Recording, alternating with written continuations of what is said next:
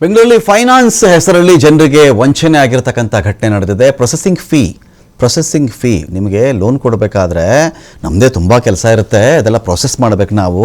ನಿಮ್ಮ document verification ಅದು ಇದು, ನಿಮಗೆ ಲೋನ್ಗೆ ಅರ್ಹರ ಇಲ್ವಾ, ಡಾಕ್ಯುಮೆಂಟ್ಸ್ಗಳ ಕಥೆ ಏನಾಗಿದೆ, ಲೀಗಲಿ ಸರಿಯಾಗಿದೆಯಾ ಇಲ್ವಾ ಎಲ್ಲ ಚೆಕ್ ಮಾಡಬೇಕು ಅಂತ ಹೇಳಿ ಪ್ರೊಸೆಸಿಂಗ್ ಫೀ ಇದು ಒಂದು ರೀತಿಯಲ್ಲಿ ಏನೋ ಕೆಲವು ಹಣ, ಕೆಲವು ನೂರುಗಳು, ಕೆಲವು ಸಾವಿರಗಳು ಹಾಕ್ಕೊಂಡ್ರೆ ಪರವಾಗಿಲ್ಲ. ಇದೇ ದಂಧೆ ಆಗಿಬಿಟ್ರೆ ಗತಿ ಏನು ಅಂತ. ಯಾರೊಬ್ಬರು ಕಷ್ಟ ಇರುತ್ತೆ ಅಂತಲೇ ಲೋನ್ಗೆ ಅಪ್ಲೈ ಮಾಡಿರ್ತಾರೆ ರೀ. 1 ಲಕ್ಷ ಬೇಕು, 2 ಲಕ್ಷ ಬೇಕು, 50,000 ಬೇಕು, 3 ಲಕ್ಷ ಬೇಕು ಅಂತ ಹಾಕ್ಕೊಂಡಿರ್ತಾರೆ. ಸೊ ಅದರಲ್ಲಿ ಏನೋ 1,000, 2,000, 2,500 ಒಂದಷ್ಟು ಡಾಕ್ಯುಮೆಂಟ್ ವೆರಿಫಿಕೇಷನ್ ಇರುತ್ತೆ, ಓಡಾಡಬೇಕಾಗತ್ತೆ. ಪ್ರಾಪರ್ಟಿ ಮೇಲೆ ಕೇಳ್ತಾರೋ, ಗೋಲ್ಡ್ ಮೇಲೆ ಕೇಳ್ತಾರೋ, ಪರ್ಸ್ನಲ್ ಲೋನ್ ಅಂತ ಕೇಳ್ತಾರೋ, ಚೆಕ್ ಮಾಡಬೇಕು. ಸ್ಯಾಲ್ರಿ ಸರ್ಟಿಫಿಕೇಟ್ಸ್ ಚೆಕ್ ಮಾಡಬೇಕಾಗತ್ತೆ, ನಿಮ್ಮ ಪ್ರಾಪರ್ಟಿ ವ್ಯಾಲ್ಯೂ ಚೆಕ್ ಮಾಡಬೇಕು, ಪ್ರಾಪರ್ಟಿ ಲೀಗಲಾಗಿ ಸರಿ ಇದೆಯಾ ಇಲ್ವಾ, ಇಲ್ಲೀಗಲಾಗಿ ಏನಾದರೂ ಆಗಿದೆಯಾ ಚೆಕ್ ಮಾಡ್ಕೋಬೇಕು ಅಂತ ಇರುತ್ತೆ. ಆಯಿತು, ಸಣ್ಣ ಪುಟ್ಟ ಪ್ರಮಾಣದಲ್ಲಿ ತೊಗೊಳ್ಬೇಕಾಗತ್ತೆ, ಅವ್ರದ್ದು ವರ್ಕ್ ಇರುತ್ತೆ ಅಂತೇಳಿ. ಇಲ್ಲೇನಾಗಿದೆ, ಪ್ರೊಸೆಸಿಂಗ್ ಫೀ ಹೆಸರಲ್ಲೇ ಹಣ ಹಾಕಿಸ್ಕೊಂಡು ದೋಖ ಮಾಡಿರೋದು. ಕರೆ ಮಾಡಿದ್ರೆ ಇದೇನು ರೀ ಈ ಥರದ್ದು ಹಣ ಹಾಕ್ಸ್ಕೊಂಡಿದ್ದೀರಿ, ಏನು ಕಥೆ ಇದು ಅಂತ ಕೇಳಿದ್ರೆ ಕೆಟ್ಟ ಕೊಳಕ ಭಾಷೆಗಳಿಂದ ನಿಂದನೆ ಮಾಡ್ತಾ ಇರೋದು.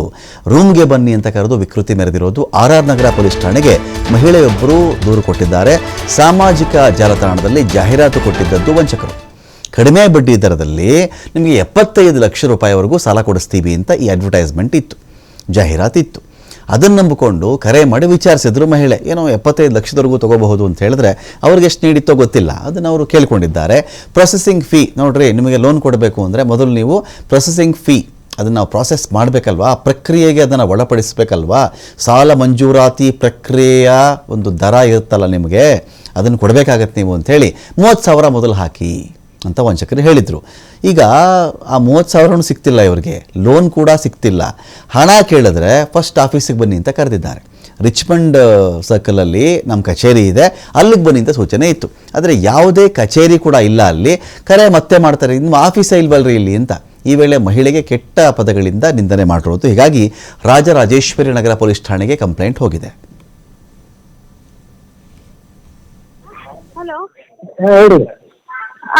ಹಲೋ ಸರ್, ಅಮೌಂಟ್ ಕಳಿಸಿ. ಅಮೌಂಟ್ ಕಳಿಸ್ಬೇಕಾ?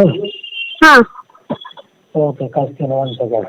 ಅಲ್ಲ ಕಳಿಸ್ತಾನೆ ಇಲ್ಲ ನೀವು. ಅವಾಗಲೇ ನೀವು ಏನೇನು ಮಾತಾಡಿದ್ರಲ್ಲ, ಅದಕ್ಕೆ ನಾನು ಬಂದು ಕಂಪ್ಲೇಂಟ್ ಮಾಡೋಣ ಅಂತ ಬಂದೆ. ಅವ್ರು ಅಮೌಂಟ್ ಕಳಿಸ್ತೀನಿ ಅಂತ ಅಂದರು, ಕಂಪ್ಲೇಂಟ್ ಕೊಡಬೇಡಿ ಅಂತ ನಿಮ್ಮ manager. Hello hello hello hello sir, ಇದು ಸಾರಿ, ಇವಾಗ ಅಮೌಂಟ್ ಕಳಿಸಿ. ಓಕೆ, ಇವಾಗ ಅಲ್ಲಿ ಇದೆಯಾ?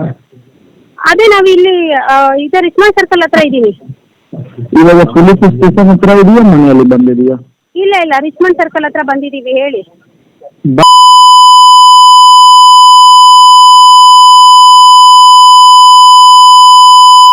ನಾವು ತಾನೇ ದುಡ್ಡು ಫೈನಾನ್ಸ್ಗೆ ದುಡ್ಡು ಏನೋ ಇದು ಪೇಪರ್ ರೆಡಿ ಮಾಡ್ತೀವಿ. ಲೋನ್ ಬೇಕು ಅಂತ ಅಂದ್ರೆ ನೀವು ತಾನೇ ಲೋನ್ ಕೇಳಿದ್ದಕ್ಕೆ ನೀವು ಹಲೋ ನಾನು ಲೋನ್ ಕೇಳಿದ್ದಕ್ಕೆ ನೀವು ಪೇಪರ್ ರೆಡಿ ಮಾಡಕ್ಕೆ ಅಮೌಂಟ್ ಆಗುತ್ತೆ 8,550, 18,000. ಮೇಡಮ್ 1 ಸೆಕೆಂಡ್, ನಮ್ಗೆ ಒಂದು ಮಾತು ಹೇಳಕ್ಕೆ ಅವಶ್ಯಕತೆ ಕೊಡಿ ಮೇಡಮ್. ಹಾಂ ಹೇಳಿ. ನನ್ನೇ ನಾವು ಏನು ಹೇಳಿದ್ದೆ ಮೇಡಮ್, ಕಂಪ್ಲೇಂಟ್ ಮಾಡಬೇಡಿ. ಇಳಿಸ್ಕೊಳ್ಳಿಕ್ಕೆ ಇದೀಗ ಸಂತೋಷ್ ಇದ್ದಾರೆ. ಸಂತೋಷ್, ಇದ್ಯಾವ ಥರ ವಂಚನೆ? ಈ ಲೋನು ಕೊಡ್ತೀವಿ ಅಂತ ಹೇಳಿ ಪ್ರೊಸೆಸಿಂಗ್ ಫೀ ವಿಚಾರದಲ್ಲೇ ಇವರಾದರೂ ಯೋಚನೆ ಮಾಡಬೇಕಾಗಿತ್ತಲ್ವಾ? ಏನು 30,000 ಇವರು ಎಷ್ಟು ಕೊಟ್ಟಿದ್ದಾರಂತೆ ಟೋಟಲ್ ಆಗಿ? ಇವರು 30,000 ಕೊಟ್ಬಿಟ್ಟಿದ್ದಾರೆ ಅವರು ಸಂತೋಷ್ ಪ್ರೊಸೆಸಿಂಗ್ ಫೀ ಹೆಸರಲ್ಲಿ. ರಮಕಾಂತ್, ಏನು ಪ್ರೊಸೆಸಿಂಗ್ ಹೆಸರಲ್ಲಿ 30,000 ಹಣವನ್ನ ಮೊದಲು ತೆಗೆದುಕೊಂಡಿದ್ದಾರೆ. ಮಹಿಳೆ ಕೂಡ 75 ಲಕ್ಷದಷ್ಟು ಲೋನ್ ಅನ್ನು ಕೊಡ್ತಾರೆ ಅನ್ನೋ ಕಾರಣಕ್ಕಾಗಿ ಹಣವನ್ನು ಕೂಡ ಕೊಟ್ಟಿರುವಂತದ್ದು. ಕೊಟ್ಟಾದ ಬಳಿಕ ಅವರು ಮತ್ತೆ ಮತ್ತೆ 2 ಲಕ್ಷದಷ್ಟು ಹಣವನ್ನು ಇವ್ರ ಬಳಿ ಕೇಳ್ತಾರೆ. ಪ್ರೊಸೆಸಿಂಗ್ ಚಾರ್ಜಸ್ ಜಾಸ್ತಿ ಇರುತ್ತೆ, ಕೊಡ್ಬೇಕಾಗುತ್ತೆ ನೀವು, ಹಂಗಿದ್ರೆ ಮಾತ್ರ ಆಗೋದು ಅಂತ. ಆ ಸಂದರ್ಭದಲ್ಲಿ ಆಕೆಗೆ ಅನುಮಾನ ಬಂದು ಅವ್ರನ್ನ ವಾಪಸ್ ಕೇಳುವಂಥದ್ದು. ಇಲ್ಲ, ನನಗೆ ಬೇಡ, ಇಲ್ಲಿ ಹಣವನ್ನು ವಾಪಸ್ ಕೊಡಿ ಅಂತ. ಅದರ ಜೊತೆಗೆ ಆಕೆ ಏನಂತ ಹೇಳಿದ್ರೆ, ಇವ್ರು ಬಂದಂತ ಕರೆ ಮಾಡಿದಂತ ಇವರು ಯಾವ ಅಕೌಂಟ್ಗೆ 30,000 ರೂಪಾಯಿ ಹಣವನ್ನ ಹಾಕಿದ್ರು ಅದಕ್ಕೆ ಸಂಬಂಧಪಟ್ಟಂಗೆ ಆನ್ಲೈನ್ ಮುಖಾಂತರ ಏನು ಟೋಲ್ ಫ್ರೀ ನಂಬರ್ ಇರುತ್ತೆ 1930ಕ್ಕೆ ಫೋನ್ ಅನ್ನು ಮಾಡ್ತಾರೆ. ಫೋನ್ ಮಾಡಿ ಹೀಗೆ ನಾನು ಮೋಸ ಹೋಗಿದ್ದೀನಿ ಅಂತ ಹೇಳಿ ಒಂದು ದೂರನ್ನು ಕೊಟ್ಟಿರ್ತಾರೆ. ದೂರಿನ ಬೆನ್ನಲ್ಲೇ ಏನೋ ಆತ ಯಾರು ಸೈಬರ್ ವಂಚಕ ಏನಿರ್ತಾನೆ, ಮೋಸವನ್ನು ಮಾಡಿರ್ತಾನೆ. ಸೊ ಆತನಿಗೆ ಅಕೌಂಟ್ ಅನ್ನ ಫ್ರೀಜ್ ಮಾಡಿರ್ತಾರೆ. ಇದಾದ ಬಳಿಕ ಕೂಡ ಆತ ಸಂಪರ್ಕದಲ್ಲಿರ್ತಾನೆ. ಸಂಪರ್ಕದಲ್ಲಿದ್ದಾಗ ಆಕೆ ಹಣವನ್ನು ವಾಪಸ್ ಕೇಳಿದಾಗ ಆತ ಬಳಸಿರುವಂತಹ ಭಾಷೆ ನಿಜಕ್ಕೂ ಕೂಡ ಅಸಹ್ಯವಾಗಿರುವಂತದ್ದು, ಮತ್ತೆ ಅವಾಚ್ಯ ಶಬ್ದಗಳಿಂದ ಆಕೆಯನ್ನ ನಿಂತಿರುವುದು ಅಷ್ಟೇ ಅಲ್ಲದೆ, ನಿನ್ನ ಹಣ ಬೇಕು ಅಂದ್ರೆ ನೀನು ಮಂಚಕ್ಕೆ ಬಾ ಅನ್ನೋ ರೀತಿಯಲ್ಲಿ ಆಕೆಯನ್ನ ಕರೆದಿರುವಂತದ್ದು.